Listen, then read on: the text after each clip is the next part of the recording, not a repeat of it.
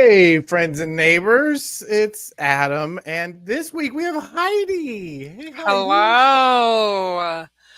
Hi, neighbors. I love Hi. your elegant black backdrop. It's Oh just well, it's the height it's of elegance is it's what it called is. concealment of piles of comic books. Like you have yours proudly Yes. on display, and I'm super impressed, Adam. You have No. the pull-out ones, I know the drawer those boxes. drawer boxes. How do those Yes. actually work? Well, they're just it's like a cardboard shell that you just slide the box into and out of. But I But mean, that are they means you can stack them and still access the right? ones on the And are bottom. they practical? Because I mean, do they Yeah. stay? Okay. Yeah. I've been using this set of them for years at this point. Like I've moved them from one office to another office to a storage room, now to this office, which is brand spanking new for Mm, this show. So yeah, right. drawer It's boxes. called the comic book diaspora. We all have our little boxes of Yeah. precious things that we take with them. I had to actually 100%. go through my storage unit recently, Oh God. and yeah, very bad. Sorry. But I was anyway. It's what you do with storage. But I found I had this one box that I had when I lived in Maine.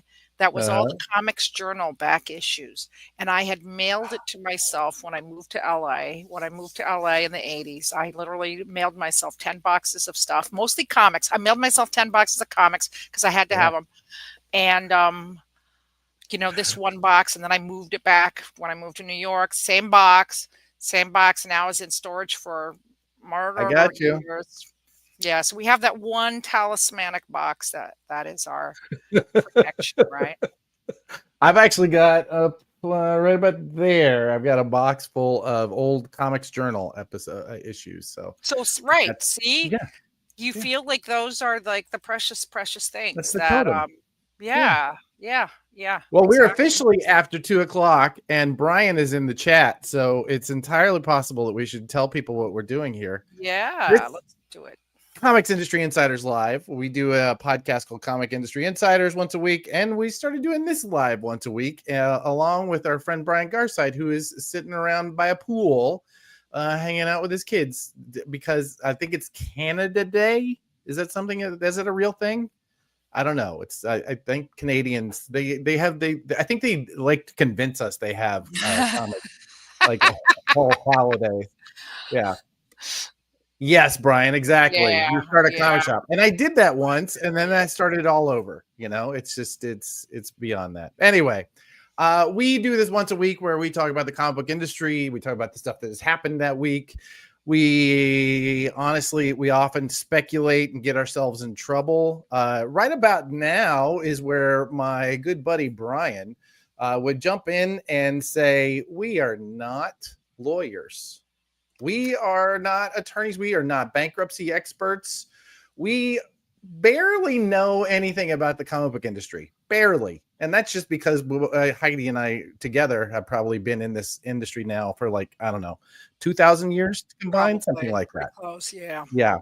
So yeah, we do love the comics industry. We both work in it. We have spent our entire adult lives talking about comics. And so now we sit down with you once a week and we talk about this. Normally, my buddy Brian Garside, who is in the chat, is my partner, but this week it's Heidi McDonald from The Beat. Hey. Yeah, Yes. thanks for having me on, Adam. I mean, I know I've been on the show before. It's an honor to be asked to co-host. I mean, I watch, I'm a regular watcher, and I love talking about comics industry business news and news, just comics industry news, because Yeah. there's just so much of it now. A flood. I just had a flood, actually, a flood in my apartment. And now I have two floods. I have a flood in work and a flood in home. So flooded. Well, I just moved out of a Brooklyn apartment and my stepdaughter is still living in that apartment. So I can tell you that we also are dealing with a drip from upstairs. It happens like once a year. I don't know why it is, but you have a Brooklyn apartment or a New York apartment. Yeah. At some point, it's going to rain inside of your apartment. There's just no way around it. Yeah, and it's not, yeah. Well, it definitely, in many ways, it's raining and pouring in our comics industry. Kyle, I never got the answer when we were setting this up. Are you running the deck or am I running the deck? I can. That's all right. If I could figure out how, is it? Well, we could do it that way. Excellent. Oh, do I Yeah. click the next slide? I can. Oh, look, there's a next slide button. All right, cool. I think I got Damn. it. Well, they think of everything. See, I have this fancy little doohickey that does it all for me. The doohickey. Wow, look at our producer. Wow. No, well, he's We have got a producer producer. doohickeys. So this week we had thought about bringing you lots of other stuff, but the truth of the matter is this week, just like nearly every other week we've done this show, there's just been nothing but news about distribution for comics. For some reason, just the drama of getting a comic book from a creator's mind onto a retailer's shelf just comes with drama. There's just no way around it, apparently. Well, it's interesting what you just said, Adam, because you said for the creator's mind to the retailer's shelf. Yeah. You did not say from the retailer's shelf to the reader's hands, because I want to point out that our comic shops are doing an amazing job throughout this. They are staying strong. They are not melting down. Granted, I'm not in the FOC channel, so maybe I would be different if I saw that. But anyway, you should really thank your lucky stars that you're not in that group. Yeah, I know. Sometimes I understand there's just certain things you're not meant to see. But anyway, I do think readers are staying strong and retailers are staying strong. And that has remained true for this whole Michigas that is now almost 6 months old. But that said, I feel like there was some major developments this week, and these could be. Definitely want to double tap on something you just said, though. I will say that the retailers we talked to are having an amazing year. In fact, we're working on our first survey for all comics retailers, and so far, anecdotally, I will say that many of the retailers are telling us that they're just having this incredible year. Now, granted, a lot of that has to do with content. Content is king. Yeah. And both Marvel and DC have brought out some big guns this year, and we're starting to, when we've seen a lot of bigger projects from Image and some of those, like some of the Image creators, and small press is doing incredibly well. Everybody's doing well. Yeah. It's just in the background, behind the curtain, it's nothing but chaos. Yeah. It's just incredible. So yeah. Yeah. Well, yeah, you know what? I would jump in with that just one more time and to say it is absolutely chaos. You're not wrong. But there are some very strong partners in this. PRH is a very strong partner, and Lunar has held fast through this. They might buckle but not break, right? And we have a new player, as we'll get to in this podcast, and so that's all the book industry also, Simon and Schuster and PRH and Norton and all, smaller ones, Consortium and SCB, which is actually a little mini player on the scene. So we have some really strong partners, thank God, who are carrying through. But that said, over here it's like the pipes in your bathroom are fine, but the one under your kitchen sink just burst all over the place, and it is a big messy cleanup. Or the one above your head, right? It's more that to really belabor that metaphor, right? Our plumbing is working just fine. It's the plumbing overhead that is raining down on us. Yes, indeed. So lots of drama this week. This week we're going to talk about another week, of course. Another Diamond did what now? We're going to jump into the difference between New Diamond and Old Diamond, because both of those players are up to some shenanigans this week. We are going to talk about the difference between Alliance Entertainment, who is now fighting off a crowd, and Alliance Game Distributors, who is now up and running to distribute DC to U.S. distributors. And we're going to remember a legend. A man, a myth, a lifetime spent in comics, Mr. Jim Shooter. Yes. So we're gonna dig in deep, and I'm gonna rely on you, Heidi, because I spent all day putting this together. I didn't realize. Shoot, All right, Brian, put the earmuffs on. If you're there at the pool, why don't you put your earmuffs on for a second and just say, I didn't realize how much work you put into these decks. It's not easy, is really Well, what I'm saying. you know, listen, I'm you gonna go use you on Canva and get their helper, and then you just go. But Okay. how you do it is, yeah, you know, you got to make a deck. We have a big All right. joke on my other Brian- podcast about making your deck. Yeah. Brian would like to know if you would like him to join us. I mean, if he wants to join us from the pool, yeah, jump in. You know what? man. If Brian, I would suggest if Brian wants to join us, that's fine. I would love to have Brian come on when we talk about this comic suite. We don't even have a separate point for Absolutely. that, but Brian, if it's okay with you, I have a slide with your quote in it, and you can come on and actually give that live, if that's all right with you, because I want to make sure that exactly we want to get some of that poolside commentary on what's going on here. All right. So let's dig in and we'll get Brian here in a little bit. But first, let me just say that part of the reason that I'm able to put this together is I own a company called Prana Direct Market Solutions. We do services for comics publishers, even comics retailers, basically anybody who is working in comics or wants to be working in comics. We put together a suite of services to help people in this world. We also do a monthly newsletter. Actually, it's a weekly newsletter. I got to change this slide. If you go to pranadm.com right now, you can sign up for the Prana Bullet, and we'll get you the very next one on Friday, where we do a quick rundown of everything that we think is important. And I get to spout off once more, because really the world just needs more of me spouting off. I think we all can agree. listen, we need more good sound spouting. Okay. Well, So, thank as you. opposed to ignorant rage bait spouting. Well, I appreciate not being ignorant rage bait. I do appreciate that. All right. So let's dig in, shall we? Yes. And I want it noted this week, all slides, not to talk too much about somebody who we've spent a lot of time talking about, who is an incredible reporter. This week, all of our slides come from the Beat and Graphic Policy. So we don't have to get into that at all. Listen, Tommy. They can't all have poker metaphors. I can only do every now and then. I don't play as much as I used to. All right, let's dig into this. So this really, for me, this is the story that really sparked all of the real drama over the last week. And specifically, Old Diamond, our friend Steve Jeppy and the Jeppy family are intending to sell off comics inventory to pay the debt to Chase, the bank that has been financing this debt that their bankruptcy they're going to. Well, I would Right? jump.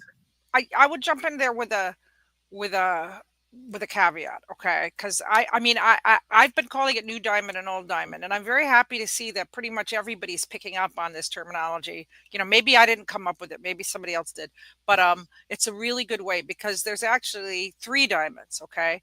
Now, the first diamond that existed until January 14th, the day that they declared bankruptcy, is the Steve Jeppy Family Enterprises, the original diamond, okay? Right? Yep. On January 14th, they declared bankruptcy, and the company was put into the control of the courts and their administrator, Robert Gorin, who we will talk about more, and Raymond James, who is the financial entity that is handling the sale and the assets. Okay. So, you know, I'm not saying that the Jeppy family or Steve Jeppy might not have, or, you know, Chuck Parker, Old Diamond, you know, old ancient diamond might have some input on this, but really the company, since it declared bankruptcy, legally is being run by these outside entities that are, you know, because legally they are supposed to make that everyone gets their fair share. So to say that, I think, you know, we do know they had a big chase. We had a big I was looking at some filings. They had a big old $41 million chase loan. And then they had more, like, oh, hey, we need another $7 million. Okay. Along the way. And so, which was secured. Now, this part was secured by Steve Jeppy's other companies. So he is on the hook for this loan. And we've seen in other filings Diamond's cash flow has dropped $10 million just like from March to April, I believe. So, they are bleeding money Yeah. for reasons we'll get to. So, still selling off the inventory at their Olive Branch warehouse, which is thousands and thousands of comic books. Oh, probably. I mean, you were probably Millions. talking, having been there, it's Yeah. easily hundreds of thousands, if not Right. millions. It is Right. an incredibly dense warehouse. Right. Yeah. So selling those off to pay your bankruptcy debt that you incurred so that you could keep doing business as usual Yeah. seems kind of, I don't know, can you swear here? Oh, go ahead. It's pretty shitty. It's pretty shitty, especially when you consider the stuff they're selling off, the stuff that they're basically threatening to sell off is on consignment, right? So these are independent companies who have signed up with Diamond to be their distributor. They felt like they were dealing with a very secure company, and they went to they went to Diamond and said, okay, we will give you this inventory. You sell it. If retailers reorder, we can continue to sell you the product, right? So the inventory lives there, but it's owned by these publishers, and these are small publishers. These are mom and pop in many cases, right? Yes, These are and single owner, single operator. Now there's a list of like 150 publishers who stock they're selling, and it includes everyone: Marvel, DC, Image, you name it. Everybody, right on down to tiny little boutique publishers. Dynamite, Fantagraphics. Eric Reynolds of Fantagraphics has been very, very vocal, talking about his stock being held.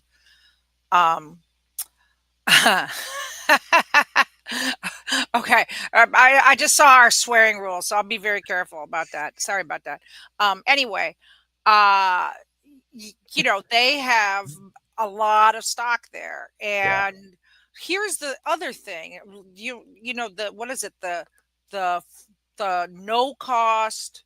What is it? Oh, the no cost returns, the NCRs, right? Yes, the NCRs, the NCR, no cost return. I'll be honest. Nice. I've used NCRs for many, many, many years. Every time I did a convention, I used the NCR. I never understood. I didn't realize what NCR stood for until this story came up. Yeah, but I mean, that's because it's such a seamless part of the industry. It's like basically, let's say you're Fantagraphics, okay? You have some of your stock stored at this Olive Branch warehouse. Hey, San Diego Comic-Con is coming. Jaime Hernandez is signing at your booth.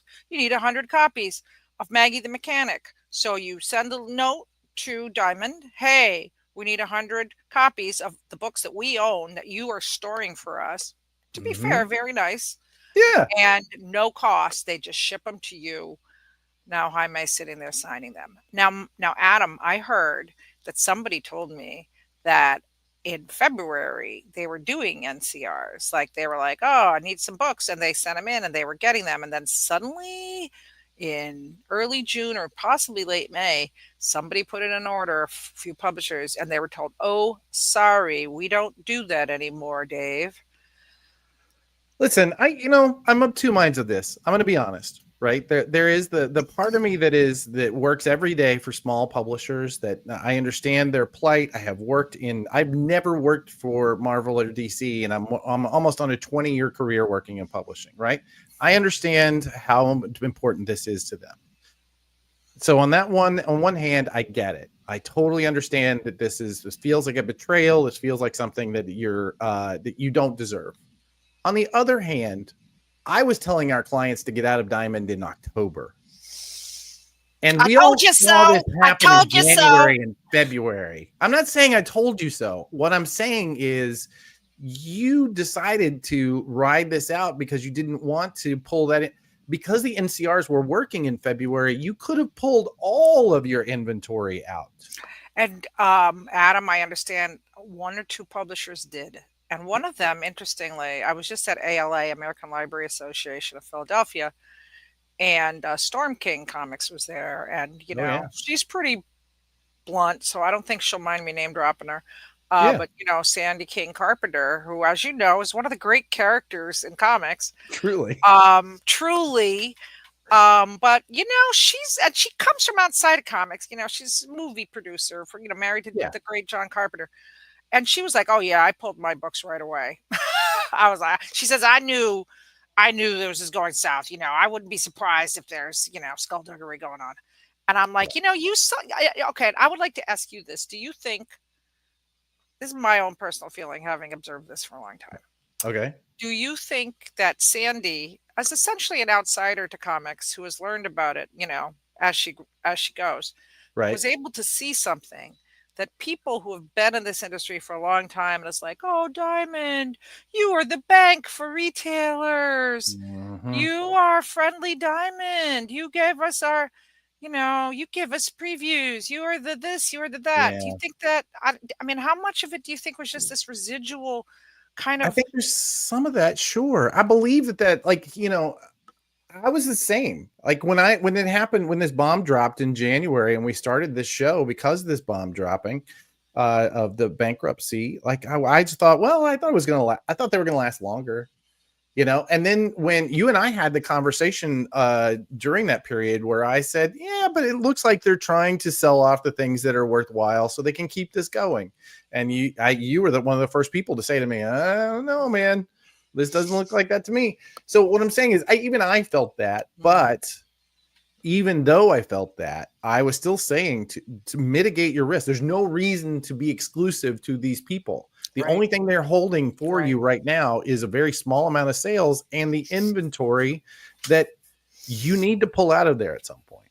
So Yeah. I don't know. I like I said, I'm of two minds, but we all saw something like this coming. And so if you decided to ride the car right into the ditch, I think that's a little bit on you. A little bit. Not a whole lot, but a little bit. That's all. Well, I'm sure I'm not making friends with that no, statement. I mean, it's absolutely, you're absolutely correct. But I will say there was also this, and we all got it. It's like, you're asking Diamond on January 15th and January 22nd and February 1st. You're like, Yeah. hey, what about Free Comic Book Day? Right. Yeah. And they're like, oh, we're going, business as Having usual. We're fun. doing business as usual.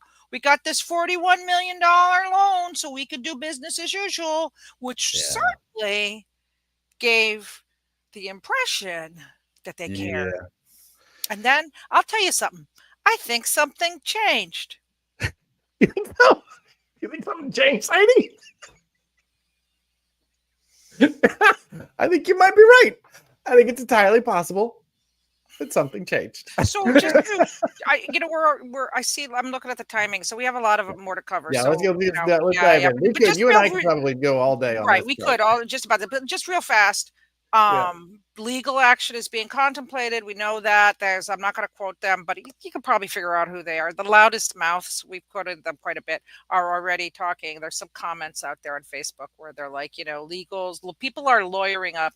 People want their comics back because they believe that they own them. And, there's some technical legalities that this old Diamond is claiming, this Gorin Diamond is claiming that they don't. And there's more to come. Yeah. So there is a hearing on the sale of this unconsigned inventory set for July 21st. So that is coming. Again, a lot of this stuff is just landing today. This is an ongoing saga. So we could do one of these every day and still never run out of material. I think once a week is all my heart can stand. So this is being litigated. We had a question earlier on. What does selling off stock mean?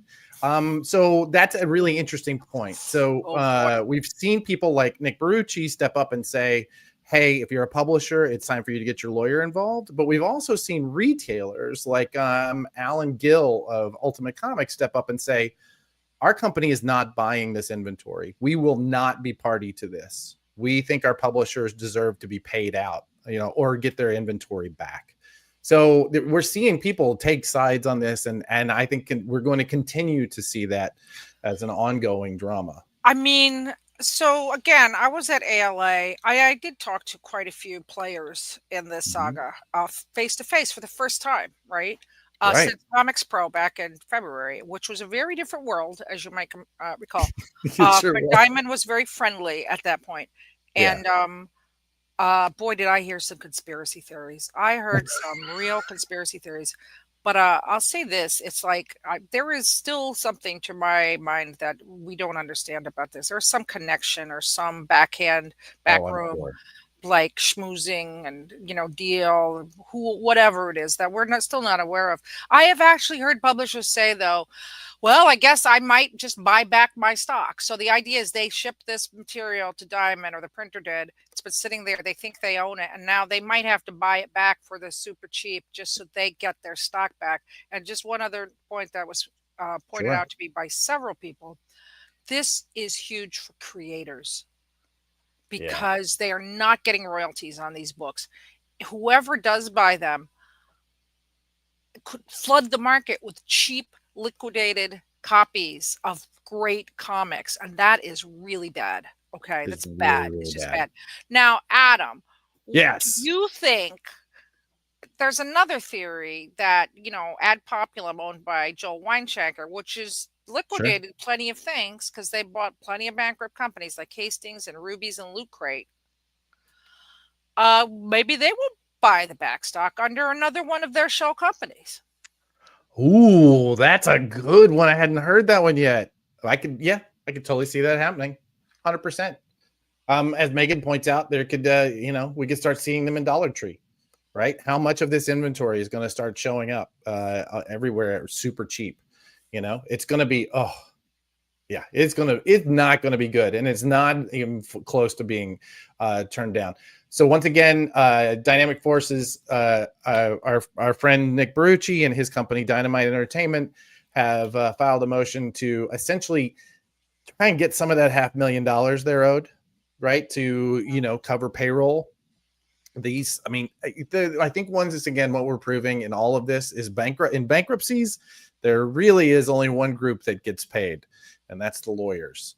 So go to law school, kids. You'll be miserable but rich. And I look, the excitement over, or the tumult over this, proposed sale of the backstock has obscured.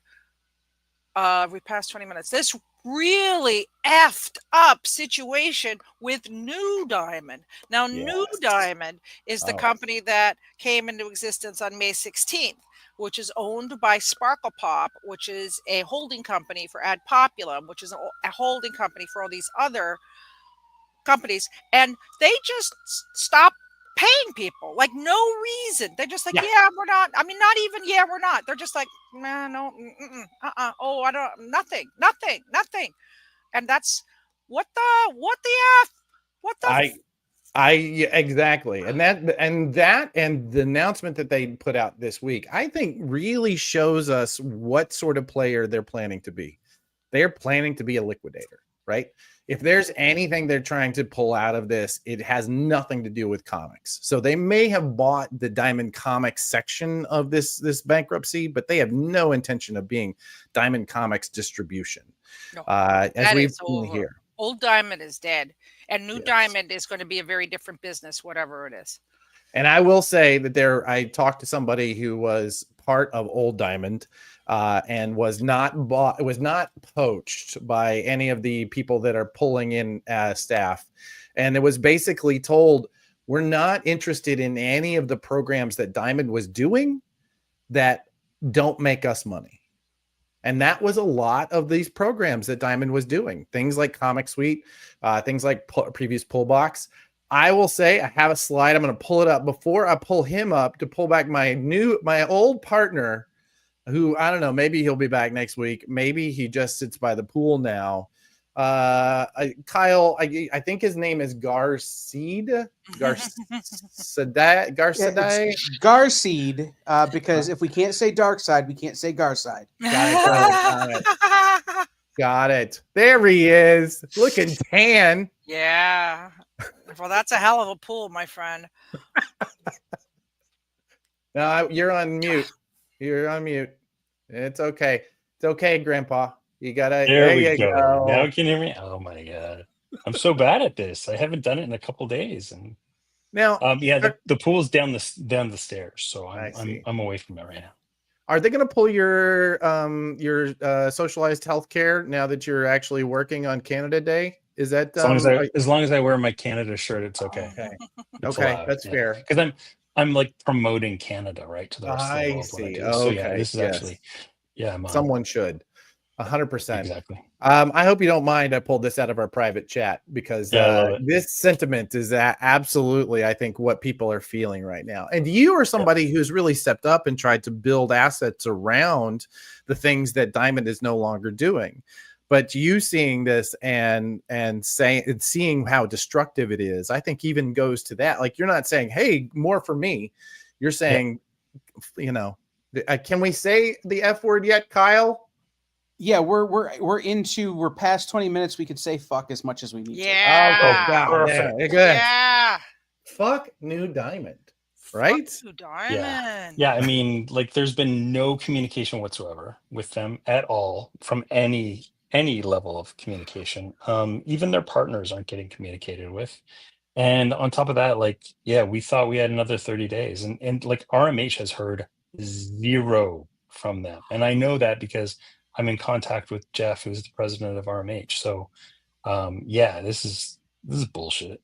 It's completely bullshit. Brian, can you just explain quickly, just in case some people don't understand, is that Comic Suite was a POS system that Diamond had run, but its back end was run by RMH. Is that correct?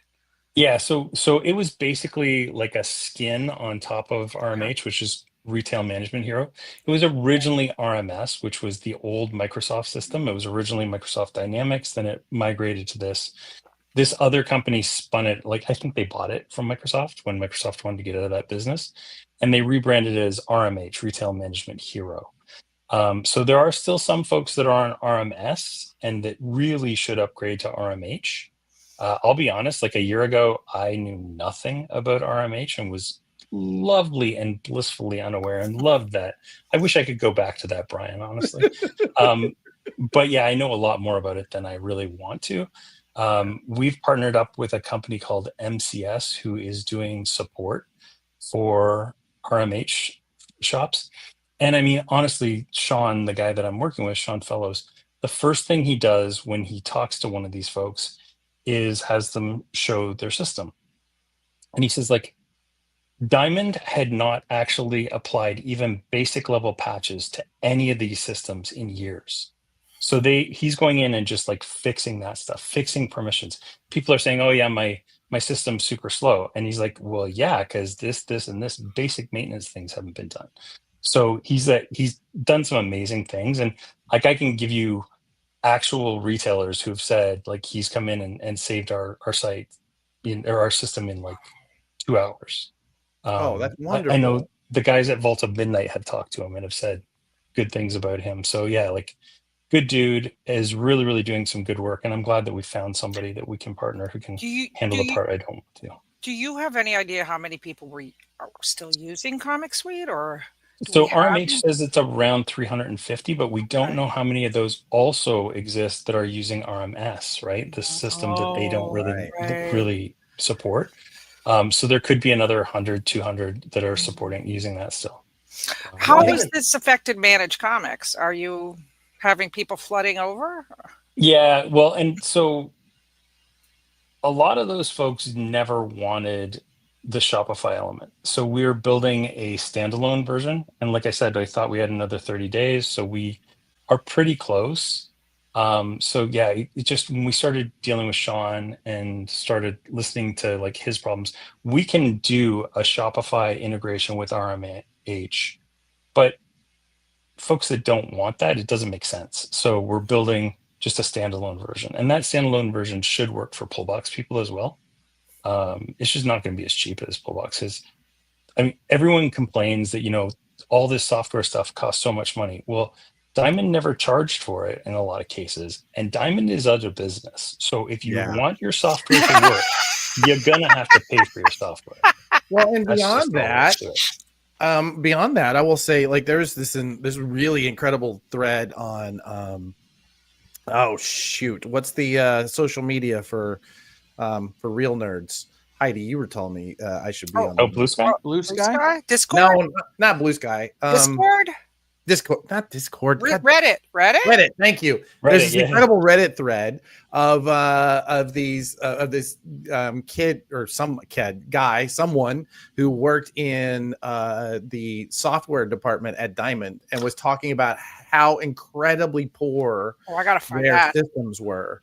Like things like they would build a patch on and finish it on a Friday, upload it to everybody's system without testing it, and go home consistently. That's the level that they were working on, right? Yeah. So let's just say, I mean, yes, Diamond absolutely did a lot of wonderful things. They did a lot of systems. They essentially were the infrastructure that comics were built on. People like Brian are doing incredible work trying to rebuild infrastructure like metadata in a way that is not dependent on their systems, right? All of that being said, a lot of the stuff that they were doing was antiquated. It was scary antiquated. And if you really want a good look at what happened, I mean, you have to go no further back than when they had that ransomware attack where the entire system was shut down because they allowed hackers in to take over. Yep. Right. So all I'm saying is that they, yes, there are a lot of people there that I love dearly, like family, but they were not doing that kind of real basic work. And I mean, Brian, I run a site on WordPress. It's like, I update it when they tell me to update it. You have to, right? Or else it will get hacked. But you will get hacked. And I have been hacked, and it cost me thousands of dollars to fix. Absolutely. I am pulling up what? So Brian, is this good for? I will say that we work with Recca, the future is, and we put these out into stores, and in it is a little strip on how to keep yourself cyber secure. And one of the main things it says is always update. When you see an update, it's like a joy. Yay, I get to update. Yeah. Anyway, I could do a whole podcast about updating WordPress, but that's not that podcast. So Brian, what do you think will be the effects of this? Well, I mean, everybody's going to scramble, and it's funny because just like you were saying earlier, Adam, about you were telling publishers this months ago. We've been telling retailers for over a year, right? Absolutely. That you need to have and how long we've been doing this for? I want to say 18 weeks, something like that, since January. Maybe 20. And we've been, I would say more than half of these episodes end with, here's what you need to do, right? Yeah. In order to be prepared for the inevitable, here's what you need to be doing now. We called it the retailer go bag, right? Something we stole from Joe Murray at Captain Blue Hen. And it really was back up. Consider moving off of RMH. Consider moving off of Comic Suite. Do the basic things. Be prepared. 100%. Yeah. So it's those are still the things that people need to do. Get your backups, and like you need to have backups now, and you probably need to have daily backups. You need to call Sean and get into a meeting with him, and I'll include that. I'm sending out a press release today. My wife's just running into the room right now, and she's like, "Where are you working? You're on vacation." She's right. Sorry, dear. Sorry, dear. All right. But you make hay when the sun is shining, right? And the sun is shining right now, unfortunately. Gotcha. Well, thank you for jumping on, Brian. Yeah, thanks, guys. Appreciate it. Yes, you're doing wonderful work. Betraying both your country and your family for us. Really do appreciate it. Thanks. Very informative. Thank you. Thanks, guys. Awesome. All right. So let's move on, shall we? Yeah, we just went through like the Fellowship of the Diamond to put this in Tolkien terms, because as you know, I can relate anything to Tolkien. And now we're going to the tale of the two alliances, because there's Alliance 1 and Alliance 2. And so we'll call, now that Alliance Entertainment, we'll call it A-Ent. I guess everybody calls it that. That sounds stupid, but it sounds like an ent. So Ent. Yeah, well, there you go. It goes back to your Lord of the Rings. You get an ent in there. Yeah. Congratulations. So we've covered this quite a bit. Basically, We learned so much about what went on behind the scenes from the lawsuits that are coming in. Yes. Every time there's a lawsuit and someone new is deposed, and becomes part of the public filings, and we get to learn more about things like the people at Sparkle Pop calling publishers, referring to them as playing chicken with idiots. So we get to learn those kinds of gems from these lawsuits. New lawsuit this week. New fresh lawsuits. This one here is about the lawsuit that Alliance Entertainment filed against Old Diamond and New Diamond. They basically saying they colluded and misrepresented we covered this quite a bit in previous episodes. Brian even did it a lot better than I did. But basically, what they're saying, the crux of their lawsuit is that they had a relationship. Diamond was saying they had a relationship with Magic the Gathering, with Wizards of the Coast, that they did not actually have. And now there's a whole gang of people jumping in to fight off this suit, to say that's all bullshit. We're more than 20 minutes in, so we can say bullshit. Yes. So this, I don't think we should touch on this too much because it's pretty dry. Yeah. Basically, Alliance Entertainment did file this lawsuit, back in, I think, May or April. They filed it in April. Yeah. As to why they had dropped their winning bid to buy Diamond Comics, and it was because they claimed they had been misled by the WotC contract. So this is the response. I expected it would be a lot of denials, and indeed it is a lot of denials. And there's kind of a little bit of a countersuit that ties in with the other lawsuit, which is New Diamond suing and Alliance for poaching their employees. And, I'll just I don't think we need to spend too much time on this. There will be some good, juicy details coming out of it, but it's going to take time. There's like 150 pages in this filing, so it's a lot, and it's pretty dry. Well, I will say, reading through Brett's write-up on this, the thing that actually caught me the most was the idea that all of these stories are intricately entwined. All of these lawsuits are entwined, and so this group, their stance is that if any one of these lawsuits fall apart, then the rest of them have no basis in reality. So I really find that interesting. This is kind of like the Fear the Walking Dead spinoff of The Walking Dead. So just one very quick thing, though, that is of interest to me as I read through it is that they, Alliance Entertainment said that the papers, the contracts, the stuff, the materials that they looked at were redacted and did not show that the WotC contract was ending on December 31st, 2024. The response to that is interesting from Diamond, from whichever Diamond. This one's kind of iffy about just which Diamond it is, I got to be honest. But they say that it's normal to redact things because, you don't want people seeing your business, your proprietary business, because they were only looking at it when they were thinking of buying Diamond back in October. But I'm like, but you made them sign an NDA. If they signed this NDA that you're also suing them for breaking, why would you have redacted the papers? I mean, NDAs are, everybody has NDAs, right? There's always an NDA. Yes, of course. Yes. Yeah. Okay. So, but I'm just saying, it's like you make them sign an NDA, and now you're redacting the papers for the same reason. I don't know. There's a lot. All of these Fear the Walking Dead spinoff lawsuits are very, very troubling. Well, I mean, once again, go to law school, kids. You'll be miserable. Every lawyer I've ever met has been miserable. But so Heidi, you're way too happy to be a lawyer. Please don't. Please don't do this. Yeah. Well, I think, here's I mean, this is, so this is actually a piece I was hoping to put together a slide. I don't know if I have it in here. So the reason I put this in, Oni suspends orders from Diamond Comics Preview, and this you had this great art that you pulled from one of their new horror books.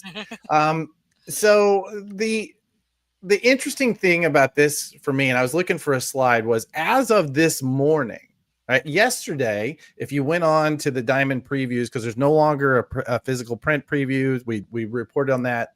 Previews is dead, right? So now they're doing it digitally. If you went on last night, there were something like 10 publishers, right? Basically the last remaining 10. If you go on this morning, there are hundreds of them, which including Oni, including other publishers who have pulled their solicits.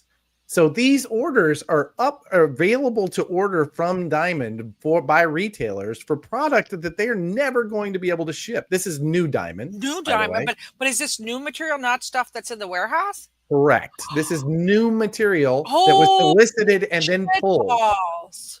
Yes. I know. Wow. The words of Gordon Ramsay. Wow. Yeah. So let's just say new Diamond, man, they're just racking up the points. They're just really racking up the trust. It's just increasing every day. It's really incredible. And that's sarcasm, kids. I apologize. They just uploaded the catalog. This is what Tommy Donovan is saying. They just uploaded the catalog with no edits, meaning they just didn't take out anybody. So, right. But I mean, still, yeah. As we know, people don't listen. Oh yeah, there's nobody there. Yeah, I mean, it's a fair assumption, but like, still, Fear the Walking Dead. Fear the Walking Dead. Speaking of orders, the ability to order, we reported on this last week. In fact, I think we had a little bit of a scoop. Actually, I don't even know if we made quite a bit about enough hay on that. But basically, we reported last week that our friends at Alliance Game Distributors, not Alliance Entertainment, Alliance Game Distributors, which is now by Universal Distribution, a Canadian company, is using the fact that they have worldwide distribution rights for DC Comics to begin soliciting for orders for DC Comics inside the U.S. So, why is that going to be interesting? Wow. So, now, what do you think this means, Adam? Well, what I think it means is we have a new player on the field. I think that we are going to see. I think at the end of this year, we're going to see 3 major players. I think that that there's entirely possible that what we're going to see is Penguin Random House have their handful of exclusives, and they're going to mind their own business.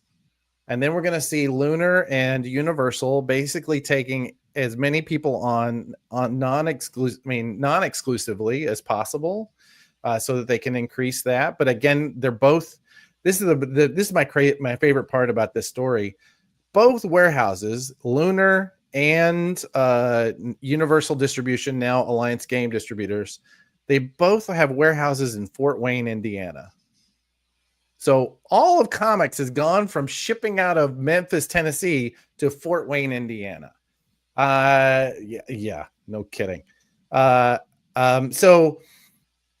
what I think we're going to see is these two start bringing in as many people as they can. I will say that having spoken to someone at the new Universal Alliance Game Distributors, their focus is going to be on service. It's going to be 100% service. They want to make sure that they do. And I will say they brought in, I think, the best service person on the publishing side, a man named Tim Lanahan, who was some of the best brand manager, staffers we've ever seen. And they brought in a legend for comics retailer service in Nance Romer, who is legitimately like it. If you ever called Diamond Comics and you listened to their voicemail answering system, it was always Nance's voice, right? That sultry Nance Romer voice. Oh, yes. Popular. That's I good. know. Much needed.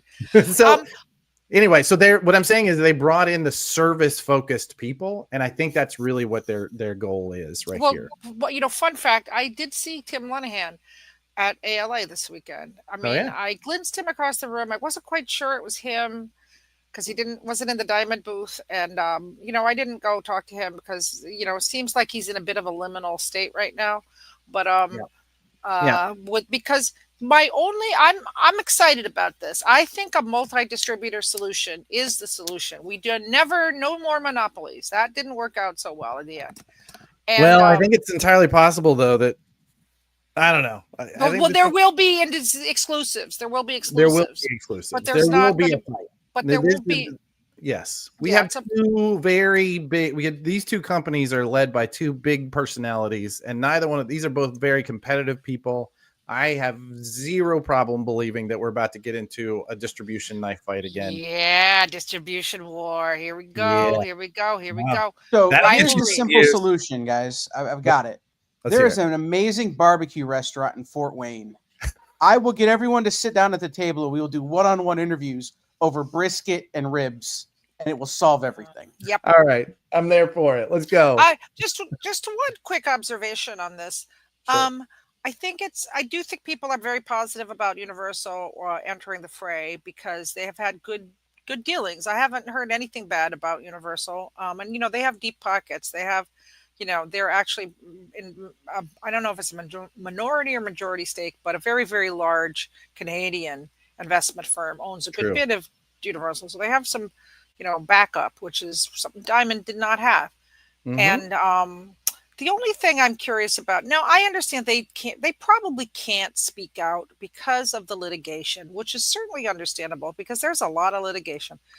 I just hope that they do, like, I feel like, oh, here's our FOC with comics and one absolute Batman, kind of just like stealth sliding it out is, it's kind of just like, I think the industry needs leadership right now. I really do. We've had a big failure of some very trusted leaders in what happened with Diamond. And, maybe Universal isn't ready to show that leadership or, like they got to hold back. But I hope at some point they kind of step up and be, be a little more forward looking because that's one of the big losses in all of this. You know what I'm saying? I do agree, and I think communication is going to be the key. Yeah. Like 100%. I think that once this all shakes out, what we need are leaders, and we need leaders who can communicate what they're doing. And just as a quick note, as a journalist, I will say this: Diamond was an open book as far as I'm concerned. They gave me lots and lots of access to their events and to some of their like they sent me their retailer newsletter when it was coming out. I mean, PRH, they don't even talk to me, right? They'll say hi and run away. Well, I will say that in comparing and contrasting, while I have had really wonderful relationships with people at Diamond, I've also worked with publishers who did not have those, the same relationship. And the openness from Lunar, at least, the openness to things like retailer sales data is so much greater than it ever was at Diamond. Okay, well, that's fantastic. Yeah. I was just going to say, though, as a member of the press, Lunar is also a bit of a black box, right? And, which I understand. I understand things. People want to keep certain things quiet, and Christina Merkler does speak out. She's certainly been quoted quite a bit, including on the beat. So, it's not like she's a shrinking violet at all. Universal, we've yet to get any public facing statement from them. So I'm just, like I said, I hope, this isn't just me as a journalist speaking, because as you might have noticed, I can get all kinds of quotes and information without being public facing. So, but I'm just saying, I just feel in terms of the leadership for the industry, I think it's really a time when we need to, when we get to some point where we could see that we have some strong leaders who are,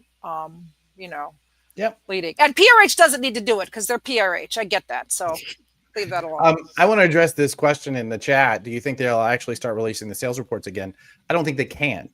The thing is that there's nobody on the field, including PRH, including Lunar, who has a full transparent view of what sales are in them anymore, like Diamond did, which is part of why we've been working on this. We have a partnership with Managed Comics and with Comic Shop Assistant, and we're working on a couple of other deals where we can actually start talking about what retailers order and what they're selling.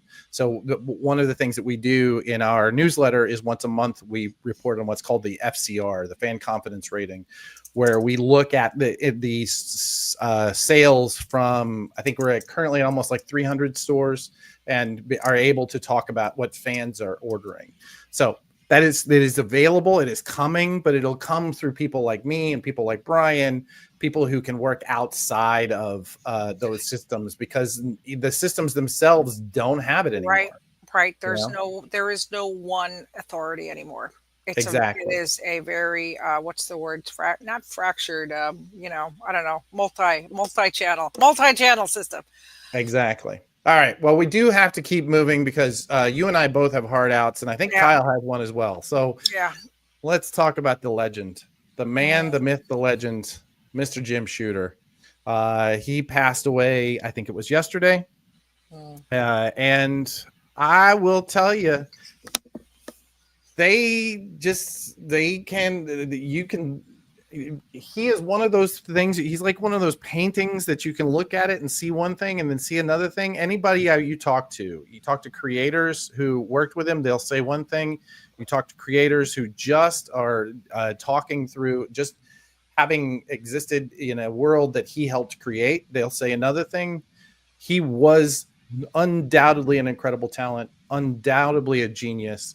He absolutely was that. But he was also, for a lot of people, really difficult. So I can say every executive I know who worked with him, there was like, He was ultimate. Look, I think it's really worth pointing out that he was only 27 when he was named editor-in-chief of Marvel. You know, and Jim Shooter was a famously, one of these teen prodigies. He sold his first story when he was 13 years old. It was a Legion of Superhero story.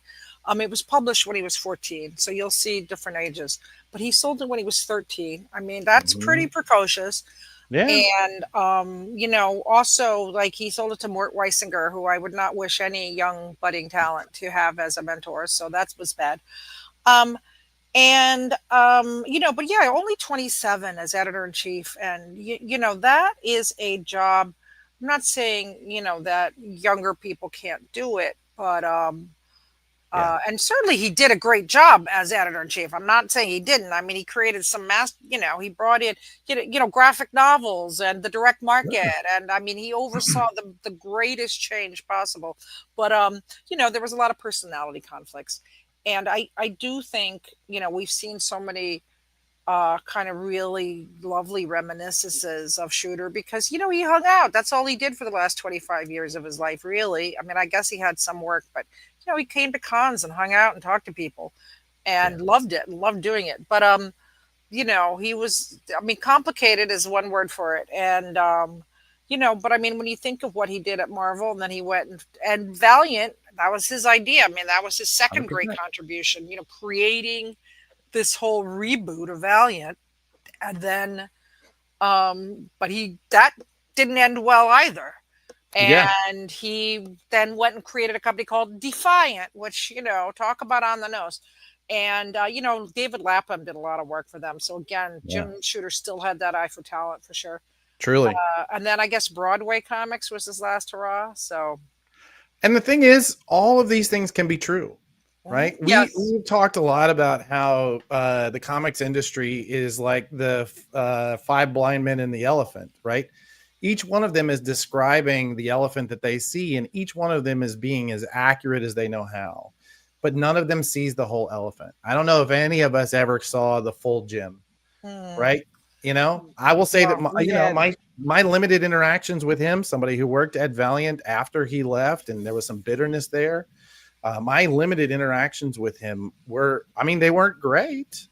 But I will say, as someone in the chat points out, like, some of the things he did with contract revisions, some of the things he did to bring those the audiences new. I mean, honestly, what he did at Valiant was so far ahead of its time that, like, it really is part of what defined what the 90s were in a way that wasn't just about flash and crazy drawings, right? And cover treatments and what have you, right?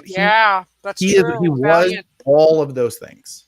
We had his longtime rep Spencer Beck on the air last night to talk about Jim. Yeah. And Spencer said that one of the things people misunderstood about Jim is that his job was to be the heavy. Sure. People were telling him what they wanted, and his job was to be the bad guy. and a lot of that gets put on him. Spencer had some great stories. If you guys want to go back and check that out, but it really helped me to understand who Jim was as a person, somebody I never met or got to work with, and that makes me sad now. But yeah, really interesting. Well, do check it out. I actually stole this slide from that show on the experience. So please do. I know that they put a lot of effort into trying to get a full view of this man who has really defined our industry for the time that he was with us, which was a long time. He did an amazing job. And right? if I can plug the Beat, I have a page where I have remembrances from Facebook and a few from Twitter. From people like Paul Levitz and Mike Mignola and, Fabian Nicieza and just a lot of the people who knew and worked with Jim. So I like to do kind of a memorial page so we capture those things and, keep them up there. But I'm adding to it. There was even more this morning. So there's some very, very insightful and fascinating things to be said about the late Jim Shooter. Well, he will be missed. All right. Finally, I just wanted to jump in and a little plug for my own little project. We have been, we took the month of June off in putting out Comic Industry Insiders. If you're interested in the podcast, you should go back and get the one where I talked to Heidi. It's a banger. I absolutely loved it. Yeah, my 2-hour banger. Oh my God, I'm such a blowhard. Well, we did not quite 2 hours with Justin Jordan. He gives some amazing gems. He's a wonderful, wonderful spirit on this guy, and he's so generous with. If you are in any way trying to be an aspiring creator, an aspiring writer, or even thinking about a whoa, I don't know if you caught that thunder. It's a storm out here. If you're in any way thinking about a creative career, absolutely check this out. Justin is an incredible talent, and we're so happy to have him. I think we're going to skip the takeaways this week. I'm going to say get on the list, pranadm.com. Go ahead and subscribe to the Prana Bullet, and we'll send you out the next one. And while we're at it, we should talk about the Beat. How should people find the Beat, Heidi? Beat is at comicsbeat.com, and also our sister site, kcomicsbeat.com, which covers webtoons and, Korean comics, Chinese comics, manhwa, and a little bit of manga and anime thrown in there too. I don't know why we should give this guy any press since he couldn't be on the show today, but do look out for a press release from Managed Comics and Comic Suite later today. Oh, snap. Heidi has just vowed to cover it on the Beat. And I was supposed to go out and have a meeting with my summer intern, but I might have to just sit here and wait for it. Oh boy. Just keep refreshing. Refresh. I'll take my mobile with me. Yeah. Heidi, thank you so much for being on the show this week. Oh, thanks. It's a delight. This was so much fun. Anytime. Awesome. I might take you up on that. Once again, my name is Adam Freeman. This is Heidi McDonald. You've been watching Comic Industry Insiders Live. And honestly, the fact that you haven't subscribed, and hit the alert button, Heidi and I are both so disappointed. Smash that like button. What is going on with you? Smash it. Nick Barucci has enough on his plate right now than to remind us all. That's right. Exactly. Don't make Nick Barucci show up. All right. Namaste, y'all. Namaste.